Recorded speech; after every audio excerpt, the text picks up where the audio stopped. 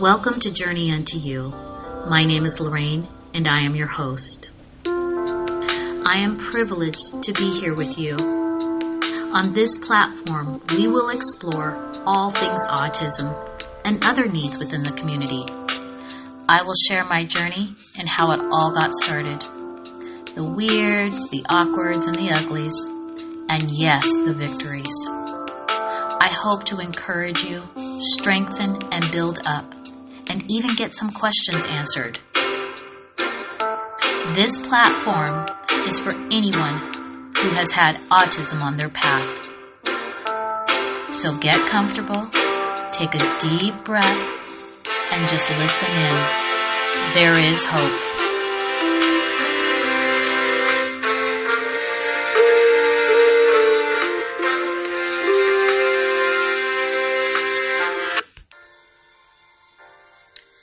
Welcome to my very first episode of Journey Unto You. I have been wondering, how am I going to share this story?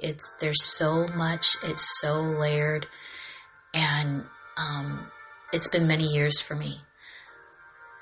I am a mother of 5 children, and I have a son who has autism. He's a grown man now, and he will have his 27th birthday this coming fall. I am going to start at the very beginning, how it was for me and what my experience was. And I was in a season and a time where there wasn't a lot of resources. There was barely any children with autism, and I really didn't know who to talk to. There was no support groups. There was very little known about autism. So my son developed normally. He was normal birth, normal pregnancy, all the things. We began to see something was different. Maybe around 11 months old, maybe a little after that, somewhere in between 11 months and 15. I had a lot of experience with children and grew up in a large family and did a lot of babysitting and just understood child development. And I knew that something wasn't correct. But at the same time, he was smart and loving, and it was just, there were milestones that I wasn't seeing, and I was concerned, and one of those big ones was he wasn't talking. He didn't have words. And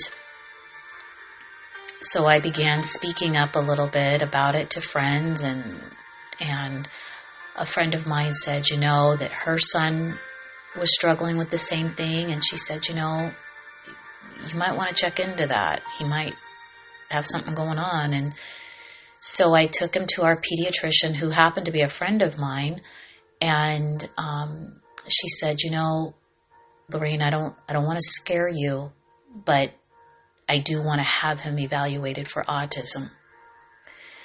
And so that's what we did. And at that time, I was married. I'm no longer married, but that's what we did. We followed the steps. We did not know at all what we were doing. I didn't even know what that really meant. The only thing I knew about autism was Rain Man. And we now know that that's very rare, and that autism is on a spectrum.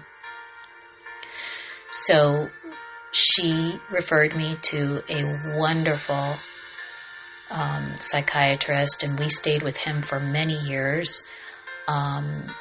He was phenomenal with my son, and through our pediatrician and through this particular doctor, we were able at that time to get the help that we needed. Now, in those days, insurance didn't cover anything autism. It just wasn't a thing. So we did have to pay for occupational therapy and speech therapy out of pocket. But that's what we did. We got him into early childhood development. I didn't even know what that was. I just went with the flow. There was a lot of people that looked at my son, but the main diagnosis was done at a hospital in Portland, Oregon, and it took 2 days, and that's where he got the diagnosis of what they called then as moderate autism. They no longer use a lot of those titles, low functioning, high functioning. He was tested for the Fragile X syndrome. That was negative. They don't even use the term Asperger's anymore, to my understanding. So he was what they diagnose as moderate autism. And even though that is not a term that is used, I would say the doctor that diagnosed him was very true to the diagnosis. She did a phenomenal job, and he's still the same. I wouldn't say he's low or high. I wouldn't say he's Asperger's. He's exactly how she diagnosed him. And so from there, we began our journey. Again, my son didn't have words, but he did make sounds. And he was actually a very pleasant little boy. I didn't have some of the struggles that a lot of parents have nowadays until my son got older. And that's when all the fun began. But when I first found out that my son had autism, it was at the hospital. And I was pregnant with our third child, whom would also have a diagnosis of autism tendencies, which is a little bit different. And so that will be, I'll probably have a part 2 to this, just because there are many layers, and I want to be able to impart as much as I can, because the thing about getting the diagnosis of autism as a parent, it's very scary, and you don't know what to do, and you don't know what to make of this child. And some children have words and some don't. Some have outrageous temper tantrums, some do not. The thing is that they're people too, and they have likes and dislikes, and there are common themes within the autism diagnosis, but they are all very much individuals with a lot of dislikes and likes, and still need much training and parenting, and need all the things just like all the other children. But when I first found out about his diagnosis, I didn't know those things. I mean, I knew he still needed to be loved, but I didn't know that he was still going to need boundaries and still need to be told no and all these things, because I thought, well, he's a child with disabilities. I know I've got to parent him a little differently because he's probably not going to understand. And some of those things were true. And what I found out was that being a parent with a child with special needs, whether it be autism or any other diagnosis, you are speaking another language. It is a whole different style of parenting that you have to learn to know.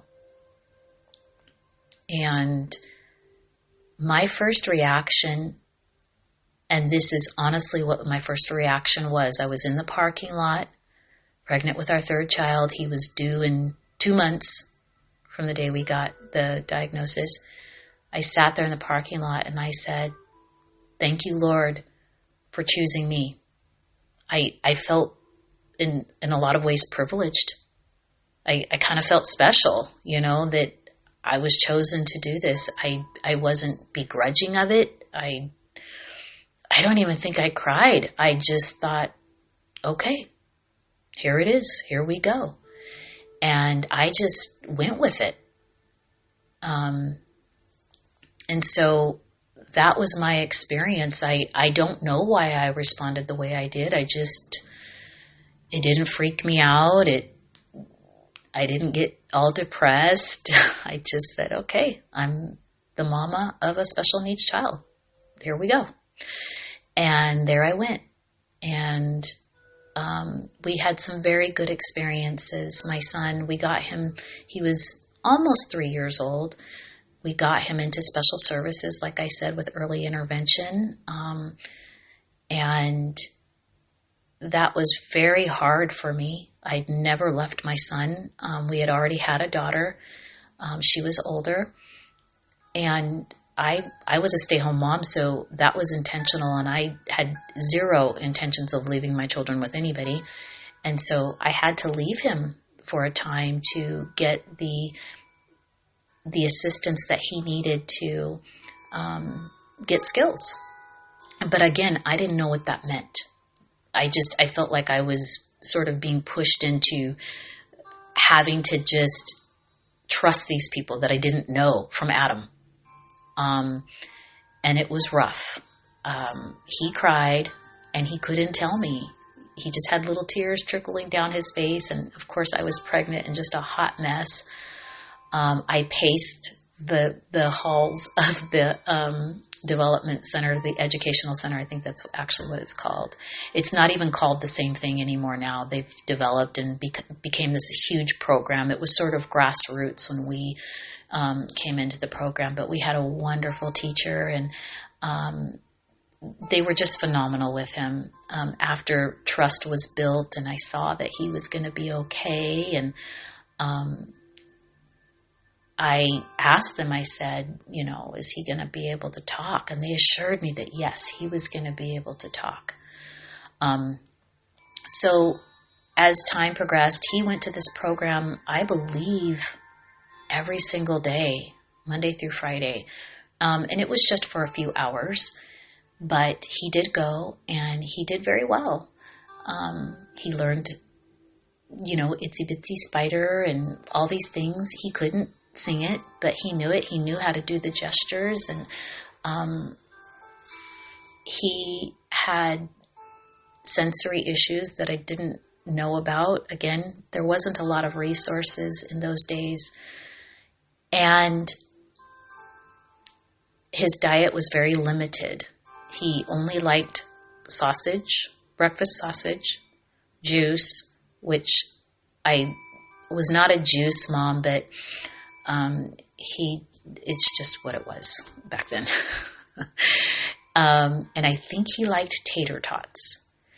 And we just couldn't get him to eat much. But again, I didn't know that was part of the autism. The gut issues and those different things. So there we were. We did this program and he did it, and he stayed with that program until he was, I believe, 5 years old, where he graduated from it. But when he was 4, he actually said "mama" for the first time. And I cannot even begin to tell you, him getting speech and occupational therapy and them working with him, he finally said "mama." And that it's like it almost changed my world. My son was beginning to talk. They always tell you to get your children, when you get a diagnosis, a lot of parents wait. For whatever the reasons are, that can be a wide variety of reasons why parents don't get early diagnosis, but it is very much encouraged to get services as soon as you find out. Speech and OT if they need that, and some children need physical therapy, but back then they didn't have ABA therapy. Now they do. I know that has been a sort of a questionable resource, been sort of a hot topic within the autism community over the years, and those are things that we will dive into on this platform. I have a lot of experience with ABA, so we'll talk about that too on in an upcoming episode. But these years with my son were very sweet years. he was an absolute angel. He just was a sweet little boy. And they taught him to speak with picture cards. So he was able to bring cards to me. He would take them off his little board with Velcro, and he would bring them over and tell me what he wanted. And we did this for a long time. But over time, he did begin to talk more and have sentences and tell us what he wanted. But and now he can completely hold a conversation. But it took time. We were diligent in staying with resources, and we just did what we did. We didn't have a whole lot of thought about it. He had chores just like all our other children, and he did all the things. He was expected to follow instructions and brush his teeth and all of those things. So we raised him just like we raised everybody else, but we did go back door. And I'll talk a lot about that too in part 2 when he got a little older and we began to see his personality and his triggers and all of those things. But he was a very sweet little boy, and honestly, I wouldn't change any of it. He was just a joy to be a mom to. And so he did get older, and he graduated from that program, and we put him, I believe it was into my memory is just, this is where things get a little fuzzy because I was really a busy mama. I was also going to school at the time to become a phlebotomist and then eventually a nurse. I did become a phlebotomist, but I didn't end up being a nurse. Mommyville took over. So anyway, we did put him into the school system. That was not my desire for him. We had started off homeschooling our daughter. So that was really my focus, but I did take a break for a while and put him in the school system. That was a little bit of a challenge for a while because they were trying to mainstream him and that was not a good fit. So eventually we had to really advocate for our son, although I didn't have a lot of pushback from the school system. I also had an aunt who was a teacher in the school system, so I had some support there. But we got him into a classroom that was an appropriate fit for him, and it kind of stayed that way. He stayed in the life skills program or a self-contained classroom. They have different names for them now. And to be honest with you, I don't even remember the exact name of the classroom that he was in, but it was definitely for kiddos with needs. And it was a good fit for him. The general classroom that's just not where he was.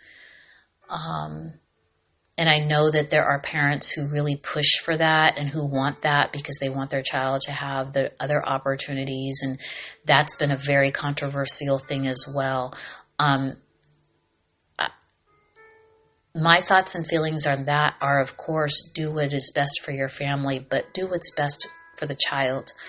A lot of parents, what I have witnessed over the years is, to be quite frank, pride kicks in and embarrassment, and they want their child to be like everybody else's, and they are, but they need some things that are different to help them. And mainstreaming some of our kiddos is not the right thing for some of them. And I know that parents really want their children to have those opportunities, but while they're gaining skills, they need to be able to do it in a place that can afford them that support. And for the most part, generalized classes are not that. So we were able to get him into classrooms that were good for him, and he stayed that way for all the rest of his school years. As he became a teenager, he went into a life skills program, and he stayed with it, and He did the 18 to 21 year program. We did all the things like that. But backing up, when he was in 5th grade is, the other thing is my son was an eloper. And that is very common with autistic children. And even just some children with needs who aren't autistic. But my son, the reason he would elope, there was a reason for it. He was looking for ceiling fans. He had an obsession with things that spun around like a pinwheel, a fan, like the little handheld fans. He loved car washes because they had the spinnies inside. And so he was very fixated on those types of things. He would perseverate on those things. And so our doctor told us, let him have it. So what? Who cares? So we did. But if he saw one at a store that he wanted to see, he'd take off. And so we did have to put safeties up on top of our door so that we would know we would hear the door open. Because the first time he did it, I was a hot mess because I didn't know what he was looking for. And he was very little, and it was Thanksgiving Day, and it was freezing outside. And the back door, he had found a way to kind of squeeze through the backyard gate. And he went up the road and went up to the store to find a ceiling fan. And the policeman brought him home. I was a mess. I mean, that's a parent's worst nightmare, to have your child missing and you don't know where they are. We looked everywhere. We were all over the neighborhood. The pool in the backyard of the people behind us. And, I thought maybe he went into that, just all the horrid things that go through your mind as a parent. So he did come home, and we made it through that, but that changed me, and it scared the living daylights out of me. And so from then on, we were very cautious of his, where he was and, his footsteps, so to speak. And he did try to elope as a few other times, and we had to have the policeman go get him and bring him home because we didn't know where he was. And, those are experiences that I do not wish for parents, but it's happened. And now law enforcement is much more educated on those things than they used to be. We had pleasant experiences, but I know that there are people who have not. And that is one of the things that I hope to do on this platform, is to give others an opportunity to share their stories, because you just never know who needs to hear what you have to say. And it's so important for us to speak out. So with that being said, when he was in 5th grade, we began to see things that were not appropriate. Teachers were starting to tell us things that he was doing this and doing that. And he also had kind of outrageous temper tantrums. That was another thing that I kind of left out, when he was smaller, and I knew that wasn't normal. He would get really, really upset over things that just really weren't that big of a deal. And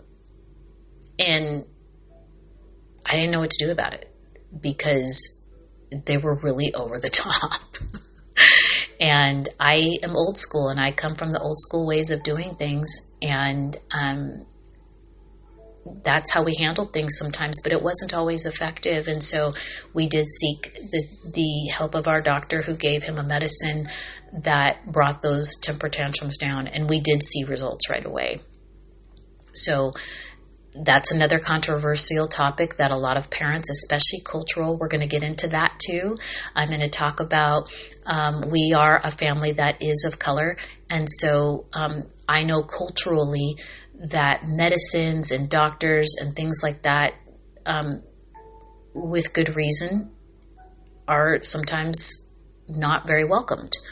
And so when my son was diagnosed, because I had a husband who was supportive, and we had both of our sides of our family were very supportive. We didn't have a lot of those issues, but we had outsiders within our community that kind of side-eyed us a little bit. that felt like our son just needed to, have more discipline and those kinds of things. And that's not what we were dealing with. And,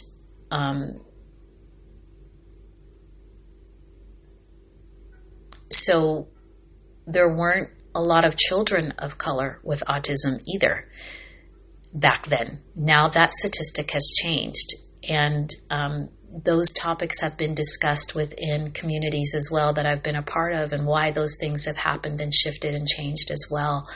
But we really Lone Rangered it. We were on our own.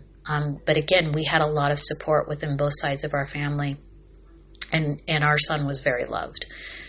So as these changes began to happen, I was still in some ways a newer mom, and, I didn't know what boys needed and all those things. I mean, outside of the help of my then husband, but, hormones were starting to kick in. And so he was doing things that were inappropriate and saying things and even drawing things that were not okay.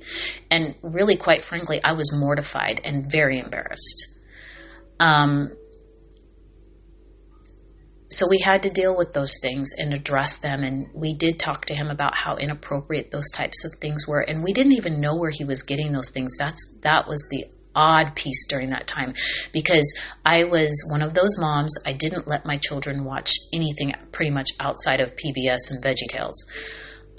My children's viewing on the computer, and the computer wasn't a huge thing back then either.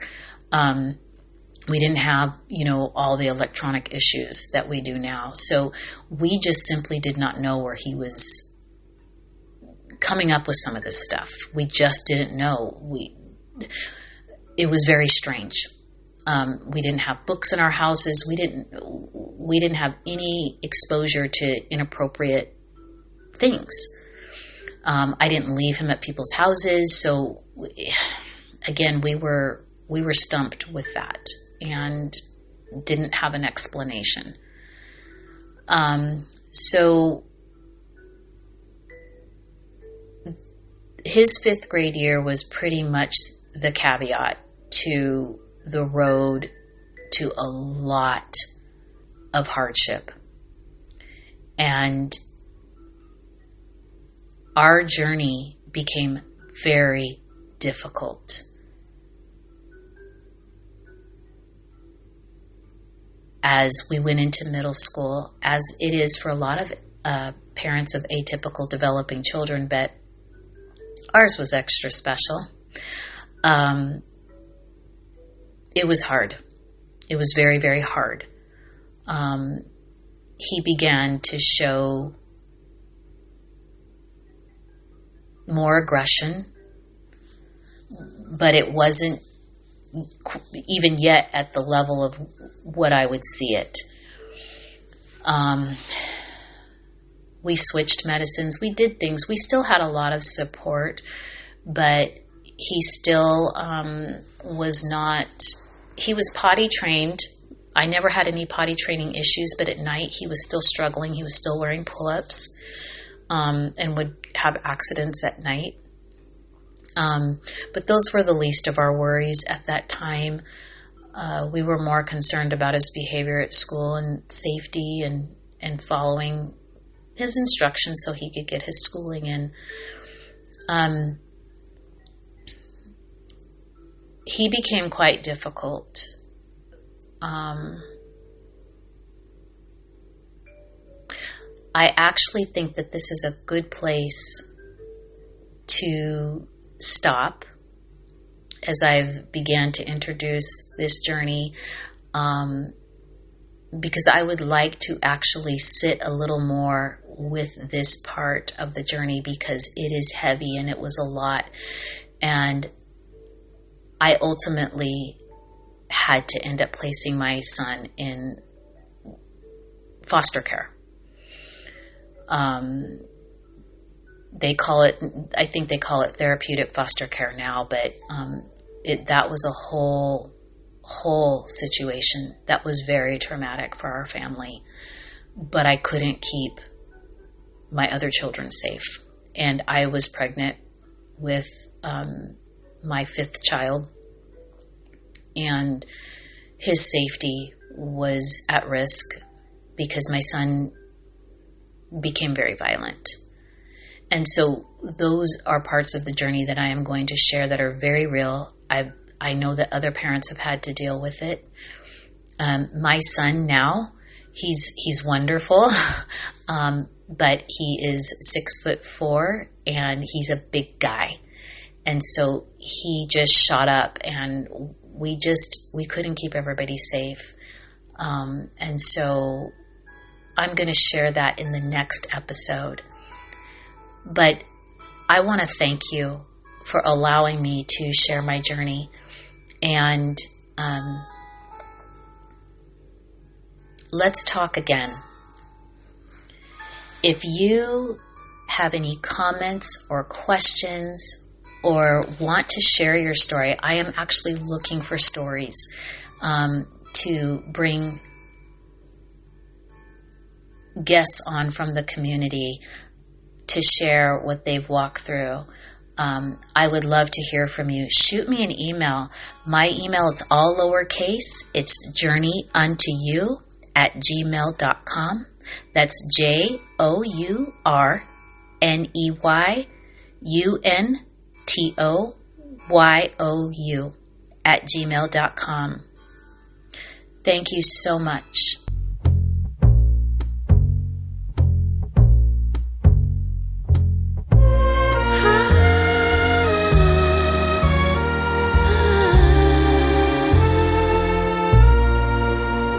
Now I've journeyed oh so far just to get right where you are, the root and the offspring of David, the bright and morning star.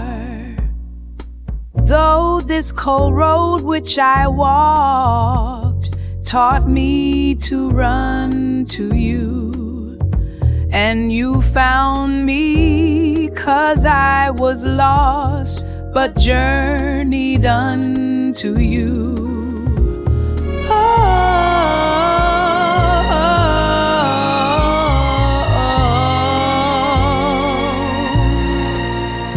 For all my battles you have fought, your word faithful and true. When it was comfort that I sought, my peace you did renew. Most of this cold road I walked, I was carried by you. Guide our talk and hearts and thoughts as we journey unto you. Jesus Christ, I thank you for all you brought me through. Help us to lead your children to journey unto you, and help us to lead all the children to journey unto you.